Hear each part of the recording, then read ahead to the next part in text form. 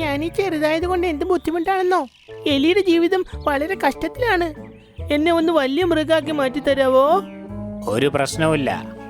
3 മാസമായി ഞാൻ പറഞ്ഞതെല്ലാം നീ അനുസരിച്ചു. ഇപ്പോൾ ഞാൻ നിന്നെ ഒരു ചെറിയ ജീവി എന്ന വിഷമത്തിൽ നിന്നും മോചിപ്പിക്കുകയാണ്. വരൂ, ഈ മാന്ത്രിക വീട്ടിലേക്ക് കയറൂ. ഇത് കേട്ട് എലി ആ ഭവനത്തിന്റെ അകത്ത് കയറി. ആബ്രകഡാബ്ര, ഈ കുഞ്ഞെലി ഇപ്പോൾ തന്നെ ഒരു കുഞ്ഞാടായി പുറത്തേക്ക് വരട്ടെ. അത്രയും പറഞ്ഞപ്പോ തന്നെ ഭവനത്തിന്റെ അകത്തിൽ നിന്നും ചെമ്മരിയാട് വന്നു. ആഹാ, ഞാൻ വലിയൊരു ചെമ്മരിയാടായേ. ഇപ്പി. ഇത് കൊള്ളാലോ. അവനൊരു മാന്ത്രികനാണെന്നാ തോന്നുന്നത്. മൂൺലൈൻ കാട്ടിൽ ആന, മുയൽ, മാനിന്റെ സൗഹൃദം വലിയൊരു ചർച്ചയായിരുന്നു. ഇവര് 3 പേരും കൂടെ ചേർന്ന് കാട്ടിൽ വരുന്ന ഏതൊരു വലിയ പ്രശ്നത്തിനെയും വളരെ എളുപ്പത്തിൽ കൈകാര്യം ചെയ്യും. എന്നാൽ ഡങ്കി കഴുതയുടെ പൊട്ടത്തരം കാരണം എല്ലാവർക്കും ബുദ്ധിമുട്ടായിരുന്നു. ആന, മാൻ, പിന്നെ മുയൽ, നിങ്ങൾ 3 പേരുടെയും കഠിനാധ്വാനം കാരണം നമ്മുടെ വനത്തിലുള്ള കുന്നിന്റെ താഴെയുള്ള ഭാഗം ഡങ്കി കാരണം നശിച്ചിരുന്നുവല്ലോ. അതിപ്പോ വീണ്ടും മോശാവസ്ഥയിലായിരിക്കുകയാണ്. നമ്മൾ വളരെ ഭാഗ്യവാന്മാരാണ്, കാരണം നമ്മുടെ കാട്ടിൽ നിങ്ങളെപ്പോലെയുള്ള മൃഗങ്ങളുണ്ട്. ഇത് കേട്ട എല്ലാവർക്കും സന്തോഷമായി. പക്ഷെ ഡങ്കിക്ക് അത് കേട്ടത്ര രസിച്ചില്ലായിരുന്നു. ഞാനൊരു ചെറിയ തെറ്റ് ചെയ്തതിന് ഈ 3 പേരെയും പുകഴ്ത്താനായിട്ട് അദ്ദേഹത്തിന് അവസരം കിട്ടി. ഡങ്കി, നീ ചെയ്ത തെറ്റ് വളരെ വലുതാണ്. അതുകൊണ്ട് ഞാൻ നിന്നെ ഈ കാട്ടിൽ നിന്ന് 3 ദിവസത്തേക്ക് പുറത്താക്കുന്നു. ശരി ഷേർഖാൻ, അങ്ങ് പറഞ്ഞതുപോലെ. അവൻ കള്ളം പറഞ്ഞിട്ട് ഷേർഖാൻ പറഞ്ഞതുപോലെ തന്നെ കാട്ടിൽ നിന്നും പുറത്തേക്ക് പോയി. ഞാൻ അവിടെയുള്ള ഒരുപാട് ചെടികളും ഒരുപാട് പൂക്കളും മാത്രമേ നശിപ്പിച്ചിട്ടുള്ളൂ, അതും അബദ്ധത്തിൽ. പക്ഷേ ഈ ഷേർഖാൻ എന്നെ കാട്ടിൽ നിന്ന് പുറത്താക്കി. എനിക്കിപ്പോ തോന്നുന്നത് സിംഹമായി മാറി സിംഹത്തെ കൊല്ലാനാണ്. അവൻ പിറുപിറുത്തോണ്ട് വേറൊരു കാട്ടിലേക്ക് കടക്കുകയായിരുന്നു. അപ്പോഴേക്കും അവൻ ഒരു വ്യത്യസ്തമായ കാര്യം കണ്ടു. ഒരു സുന്ദരമായ ഭവനവും അതിന്റെ മുമ്പിൽ കുറുക്കൻ നിൽക്കുകയായിരുന്നു. ഞാൻ ഈ ചെറുതായത് കൊണ്ട് എന്ത് ബുദ്ധിമുട്ടാണെന്നോ. എലിയുടെ ജീവിതം വളരെ കഷ്ടത്തിലാണ്. എന്നെ ഒന്ന് വലിയ മൃഗാക്കി മാറ്റി തരാവോ? ഒരു പ്രശ്നവുമില്ല. 3 മാസമായി ഞാൻ പറഞ്ഞതെല്ലാം നീ അനുസരിച്ചു. ഇപ്പോൾ ഞാൻ നിന്നെ ഒരു ചെറിയ ജീവി എന്ന വിഷമത്തിൽ നിന്നും മോചിപ്പിക്കുകയാണ്. വരൂ, ഈ മാന്ത്രിക വീട്ടിലേക്ക് കയറൂ. ഇത് കേട്ട് എലി ആ ഭവനത്തിന്റെ അകത്ത് കയറി. ആബ്രകഡാബ്ര, ഈ കുഞ്ഞെലി ഇപ്പോൾ തന്നെ ഒരു കുഞ്ഞാടായി പുറത്തേക്ക് വരട്ടെ. അത്രയും പറഞ്ഞപ്പോ തന്നെ ഭവനത്തിന്റെ അകത്തിൽ നിന്നും ചെമ്മരിയാട് വന്നു. ആഹാ, ഞാൻ വലിയൊരു ചെമ്മരിയാടായേ. ഇപ്പി. ഇത് കൊള്ളാലോ. അവനൊരു മാന്ത്രികനാണെന്നാ തോന്നുന്നത്. കഴുത ഓടി ഓടി അതിന്റെ അടുത്തേക്ക് എത്തി.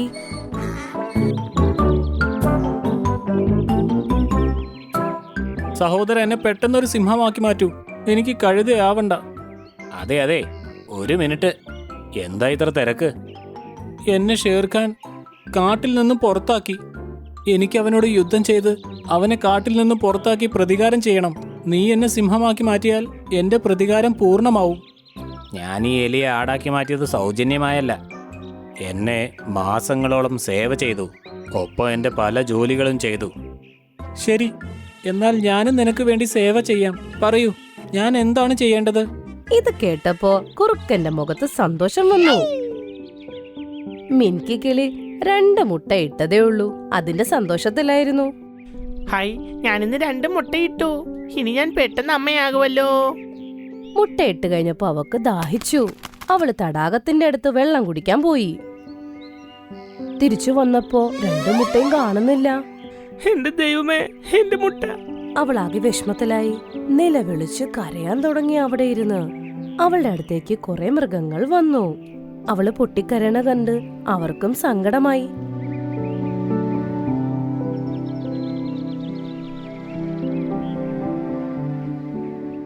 അടുത്ത ദിവസം കാലുക്കരടി അവന്റെ ഗുഹയിലിരിക്കുകയായിരുന്നു. അവന്റെ അടുത്ത് അവന്റെ കുഞ്ഞും കിടക്കുന്നുണ്ടായിരുന്നു. രക്ഷിക്കൂ, രക്ഷിക്കൂ, ആരെങ്കിലും ഉണ്ടോ? അല്ല, ഇതാരാ സഹായത്തിന് വേണ്ടി അലറി വിളിക്കുന്നത്? കാലുക്കരടി ശബ്ദത്തിന്റെ അടുത്തേക്ക് പോയി. ഒരുപാട് ഓടിപ്പോയിട്ട് പോലും അവൻ അവിടെ ആരെയും കണ്ടില്ല. ആരാ എന്നെ വിളിച്ചതെന്ന് മനസ്സിലായില്ലല്ലോ. അവൻ അവിടുന്ന് അവന്റെ ഗുഹയിലേക്ക് തിരിച്ചു വന്നു. അവിടെ എത്തിയപ്പോഴേക്കും അവന്റെ കുഞ്ഞിനെ കാണുന്നില്ല. ഇതോടെ അവന് ഞെട്ടലായിപ്പോയി. എന്റെ കുഞ്ഞ്. അങ്ങനെ പയ്യെ പയ്യെ കാട്ടിലെ എല്ലാ കുഞ്ഞുങ്ങളെയും പക്ഷികളുടെ മുട്ടയും കാണാതെ ആവാൻ തുടങ്ങി. ഇതുമൂലം എല്ലാവർക്കും ആവലാതിയായി.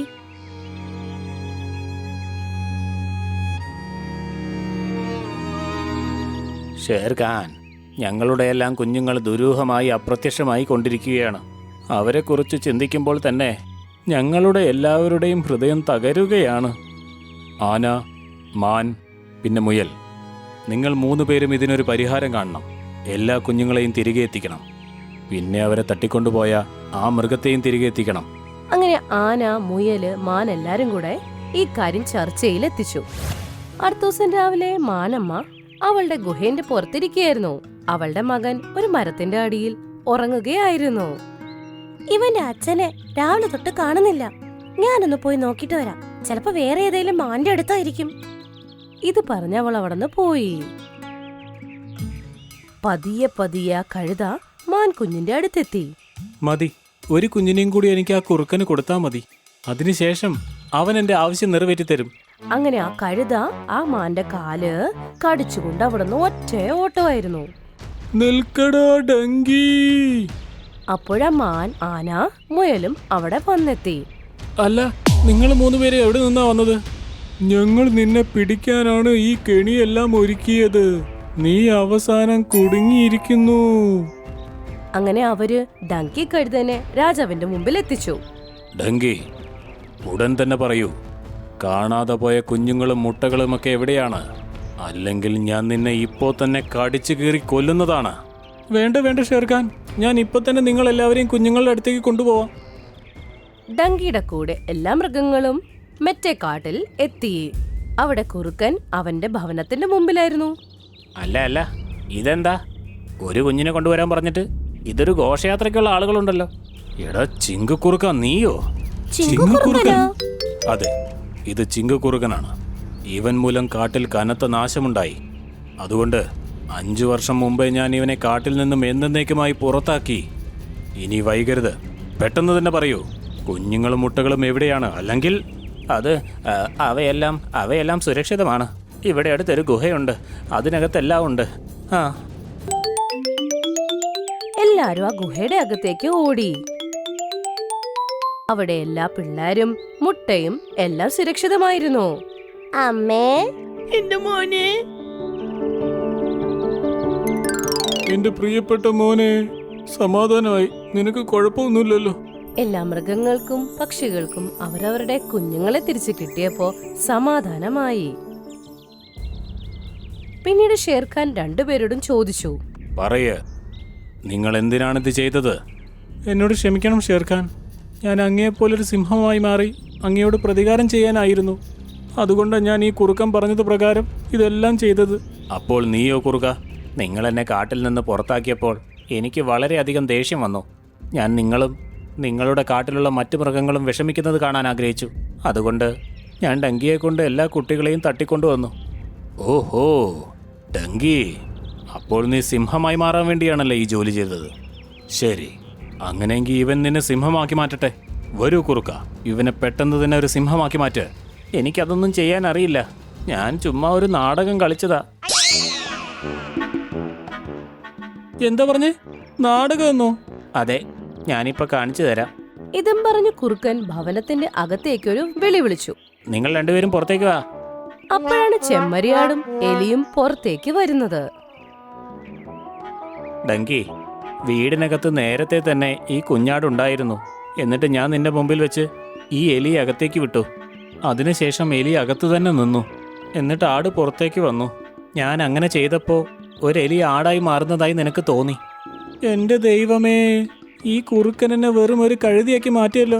ഡങ്കി മഹാരാജൻ, നിങ്ങൾ ഒരു കാര്യം മറന്നു. നീ നേരത്തെ തന്നെ കഴുതയായിരുന്നു എന്ന്. ഇത് കേട്ട് കഴുതയ്ക്ക് നാണക്കേടായിപ്പോയി. എല്ലാ മൃഗങ്ങളും കളിയാക്കി ചിരിക്കാൻ തുടങ്ങി. ഇനി മുതൽ നിങ്ങൾ ഇവിടെയാണ് താമസിക്കുന്നത്. ഇവിടെ ഒരു രാജാവ് സിംഹവും ഉണ്ടാവില്ല. അല്ല, കാട്ടിലെ രാജാവ് സിംഹമല്ലെങ്കിൽ പിന്നെ ആരാണ്? ഈ തേനീച്ച കൂടിന്റെ ഈ കാട്ടിലെ റാണി ഞാനാണ്. ഇനി മുതൽ ഞാൻ പറയുന്നതാണ് നിങ്ങൾ ഇനി കേൾക്കേണ്ടത്. സുന്ദർവൻ കാട്ടിൽ ഏതോ അതിഥിക്ക് വേണ്ടിയുള്ള ഒരുക്കങ്ങൾ നല്ല രീതിയിൽ നടക്കുകയായിരുന്നു. കാട്ടിലെ മരങ്ങളില് ജഗ്ഗു കുരങ്ങൻ നല്ല മിന്നിത്തിളങ്ങുന്ന ബൾബിടുകയായിരുന്നു. ആ വഴി പോയ ഭീമ ആന ജഗ്ഗു കുരങ്ങനെ നോക്കുകയായിരുന്നു. വെളിച്ചമെല്ലാം ശരിയായി വെക്കൂ. ഭീമ മാമ, ഇതിലപ്പുറം നന്നായിട്ടൊന്നും വെക്കാൻ എനിക്കറിഞ്ഞൂടാ. എപ്പോഴെപ്പോഴും പറഞ്ഞ എന്നെ ബുദ്ധിമുട്ടിക്കാതിരിക്കാമോ എന്ന്. നിനക്കറിയാമോ നമ്മുടെ കാട്ടിലെ രാജാവായ ഷേർസിംഗ് ഇക്കാര്യത്തിൽ എത്ര കർക്കശക്കാരനാണെന്ന്? ജഗ്ഗു ദേഷ്യത്തോടെ പറഞ്ഞു. അവനെ കണ്ടാലേ രാജാവൻ തോന്നൂല, സിനിമയിലെ ലാലേട്ടനാന്ന് തോന്നുന്നത്. എല്ലാ കാര്യത്തിലും മിസ്റ്റർ പെർഫെക്റ്റ് ആണെന്ന വിചാരം. എന്നാ ശരി, ഞാൻ മറ്റു സ്ഥലങ്ങൾ പരിശോധിച്ച് മടങ്ങി വരാം. ഇത്രയും പറഞ്ഞ് ഭീമ ആന അവിടുന്ന് നേരെ ചീക്കു മുയലും ബില്ലു മുയലിന്റെ റെസ്റ്റോറന്റിൽ വന്നെത്തി. ചീക്കു, ഖർഗോഷ്, എല്ലാം തയ്യാറാക്കി വെച്ചിട്ടില്ലേ? അതെ ചാച്ചാ, എല്ലാ തയ്യാറെടുപ്പുകളും കഴിഞ്ഞിരിക്കുന്നു. ഒരു കാര്യം ഓർമ്മ വേണം, കാട്ടിലെ എല്ലാ കാര്യങ്ങളും നോക്കാനുള്ള ചുമതല ഷേർസിംഗ് എന്നെ ഏൽപ്പിച്ചിരിക്കുന്നത്. അതുകൊണ്ട് എല്ലാം നന്നായി ചെയ്യണം. എനിക്കൊരു കാര്യം മനസ്സിലാവുന്നില്ല ഭീമുത്തശ്ശ, ഇങ്ങോട്ടേക്ക് ഏത് അതിഥിയാണ് വരുന്നത്? അല്ല, കാട്ടിലെ രാജാവ് എല്ലാ മൃഗങ്ങളെയും കൊന്നൊടുക്കുന്നുണ്ടല്ലോ. എടോ, ഒന്ന് പതുക്കെ പറയൂ. ഇനി അബദ്ധത്തിലെങ്ങാനും നിന്റെ വാക്കുകൾ രാജാവിന്റെ ചെവിയിൽ എത്തിയാ പിന്നെ രാജാവ് നിന്നെ വെറുതെ വിടില്ല. ഞാൻ ഉദ്ദേശിച്ചത് അതിഥി ആരാ വരുന്നതെന്നാ. അത് ഷേർസിംഗിന്റെ ബാല്യ സുഹൃത്താ. ഇപ്പൊ ദുബൈയിലെ കാട്ടിലെ രാജാവാ. അദ്ദേഹമാ വരുന്നത്. അപ്പോഴേക്കും സുന്ദരിയായ ഒരു കിളി ആ വഴി പറന്നു വന്നു. കാട്ടിലെ മഹാരാജാവായ സിംഹം നിങ്ങളെ വിളിപ്പിച്ചിട്ടുണ്ട്. ഭീമ ആന നേരെ സിംഹത്തിന്റെ അടുത്തേക്ക് വന്നു. എല്ലാ കാര്യങ്ങളും തയ്യാറാക്കിയോ ഭീമ? ഭീമ തല താഴ്ത്തി പറഞ്ഞു. അതേ രാജൻ, എല്ലാം തയ്യാറാക്കിയിട്ടുണ്ട്. ഒന്നോർത്തോ ഭീമ, കാടിന്റെ അലങ്കാരത്തിന്റെയും ഭക്ഷണത്തിന്റെയും ചുമതല ഞാൻ നിനക്കാണ് തന്നിരിക്കുന്നത്. അതുകൊണ്ട് ഒന്നിനും ഒരു കുറവുണ്ടാവരുത്. അപ്പോഴേക്കും സിംഹത്തിന്റെ കൂട്ടുകാരൻ ദുബായ് സിംഹം അവിടെ എത്തി. ഹോയ് ഹോയ്, നീ വല്ലാതെ ദുർബലനായിരിക്കുന്നല്ലോ. അങ്ങനെയൊന്നുമില്ല എന്റെ സുഹൃത്തെ. സത്യത്തിൽ എനിക്കിപ്പോ പ്രായമായി. അതുകൊണ്ടല്ലേ ഞാൻ ശരീരമൊക്കെ ഒന്ന് മെയിൻറ്റെയിൻ ചെയ്യാന്ന് വിചാരിച്ചത്.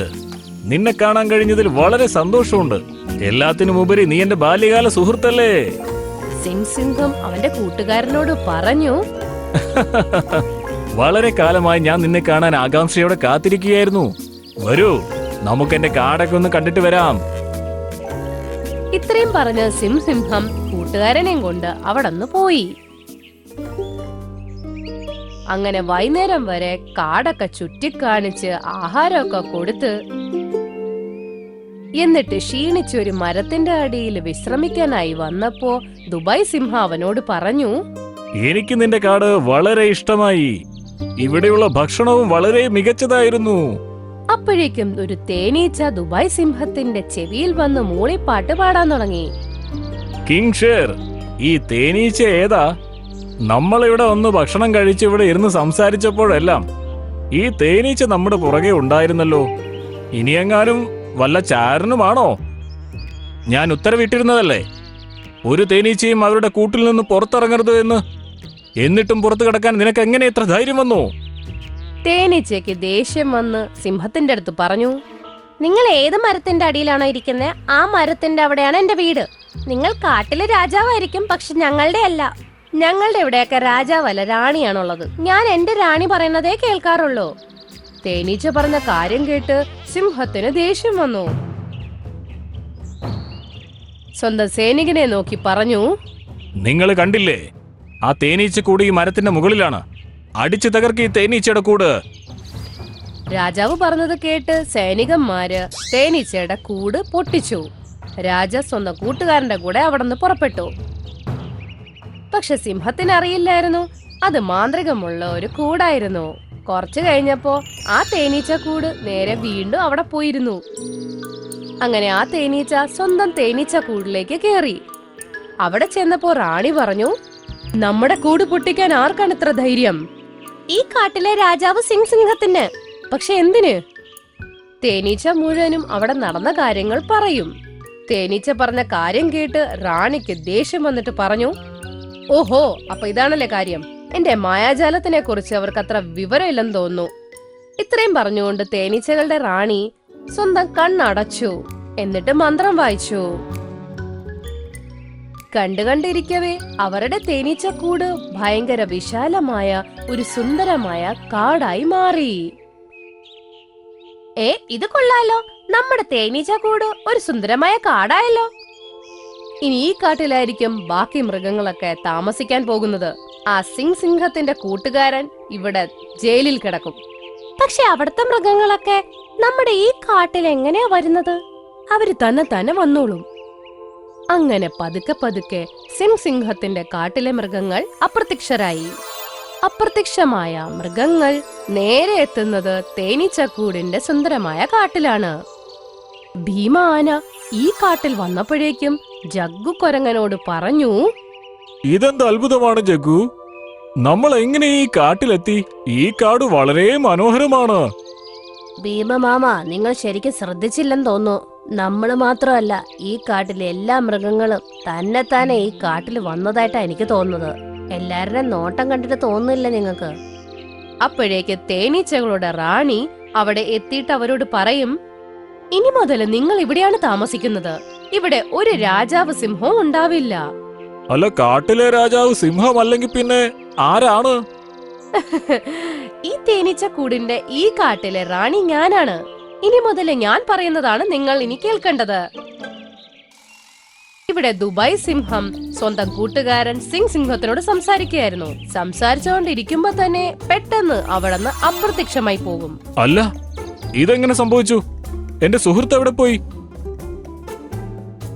സിംഹം അവന്റെ കൂട്ടുകാരനെ തപ്പി കാട് മുഴുവൻ ചുറ്റി നടന്നു. അവൻ നോക്കുമ്പോ കാടിന്റെ അകത്ത് ഒരു മൃഗം പോലും ഇല്ല. നടന്ന് ക്ഷീണിച്ച് തളർന്ന് സിംഹം ഒരു മരത്തിന്റെ അടിയില് അങ്ങനെ ഇരുന്ന് പറഞ്ഞു, അല്ല, എന്റെ കാട്ടിലെ മൃഗങ്ങളെല്ലാം എവിടെ പോയി? എന്റെ സുഹൃത്തും പെട്ടെന്ന് അപ്രത്യക്ഷനായി. ഇതെങ്ങനെ സംഭവിച്ചു? അപ്പോഴേക്കും അതേ തേനീച്ച സിംഹത്തിന്റെ അടുത്ത് വന്ന് ചിരിച്ചോണ്ട് പറഞ്ഞു, ഇപ്പൊ എങ്ങനെയിരിക്കണ്?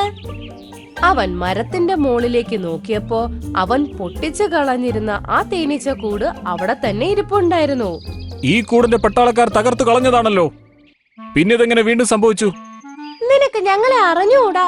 ഞങ്ങൾ എല്ലാവരും ജാലവിദ്യ അറിയുന്ന തേനീച്ചകളാ. മനസ്സിലായി. ഇതിന്റെ എല്ലാം അർത്ഥം എന്റെ കാട്ടിലെ എല്ലാ മൃഗങ്ങളും കൂടാതെ എന്റെ സുഹൃത്തും അപ്രത്യക്ഷനായത് നീ കാരണമാണ്. എത്രയും പെട്ടെന്ന് തന്നെ എല്ലാ മൃഗങ്ങളെയും എന്റെ സുഹൃത്തിനെയും തിരിച്ചു കൊണ്ടുവരൂ. അത് സംഭവമല്ല. ഇനി വേണമെന്നുണ്ടെങ്കിൽ റാണിയോട് വേണേ സംസാരിക്കേ. എന്നാ ആയിക്കൊള്ളട്ടെ, എന്നെ നിങ്ങളുടെ രാജ്ഞിയുടെ അടുത്തേക്ക് കൊണ്ടുപോകൂ. പെട്ടെന്ന് സിംഹം അവിടെ നിന്ന് അപ്രത്യക്ഷനായി. എന്നിട്ട് അവൻ നേരെ എത്തിയത് ആ സുന്ദരമായ കാട്ടിലായിരുന്നു. കാട്ടിലെ രാജാവേ, നിനക്ക് സുഖമാണോ? അപ്പോഴേക്കും സിംഹത്തിന്റെ ചെവിയിൽ കൂട്ടുകാരന്റെ ശബ്ദം കേൾക്കാനിടയായി. അവൻ കൂട്ടിലായിരുന്നു. ഹോയ് ഹോയ്, ഞാനിവിടെ പെട്ടിരിക്കുക. നീ വന്ന് എന്നെ രക്ഷിക്കുമെന്ന് അറിയാമായിരുന്നു. സിംഹം തേനീച്ചകളുടെ റാണിയോട് പറഞ്ഞു, ഞാനും എന്റെ സുഹൃത്തും തെറ്റ് ചെയ്തിരിക്കുന്നു. ഞാൻ ഈ കാട് ഉപേക്ഷിച്ചു പോകാൻ തയ്യാറാണ്. ഞാൻ ചെയ്ത എല്ലാ തെറ്റിനും ക്ഷമ ചോദിക്കുന്നു. ശരി, നീ രാജാവായിട്ടല്ലേ എന്നോട് മാപ്പ് ചോദിച്ചേ. ഞാൻ നിരാശപ്പെടുത്തുന്നില്ല നിന്നെ. പക്ഷെ നിന്റെ സ്വന്തം ശക്തികൾ തെറ്റായ രീതിയിൽ ഉപയോഗിക്കരുത്. പിന്നെ ആരെയും താഴ്ത്തി കാണരുത്. ഇത്രയും പറഞ്ഞ് റാണി സ്വന്തം കണ്ണടച്ചു. അങ്ങനെ എല്ലാ മൃഗങ്ങളും തിരിച്ചവരുടെ കാട്ടിലേക്ക് വരികയും ചെയ്തു.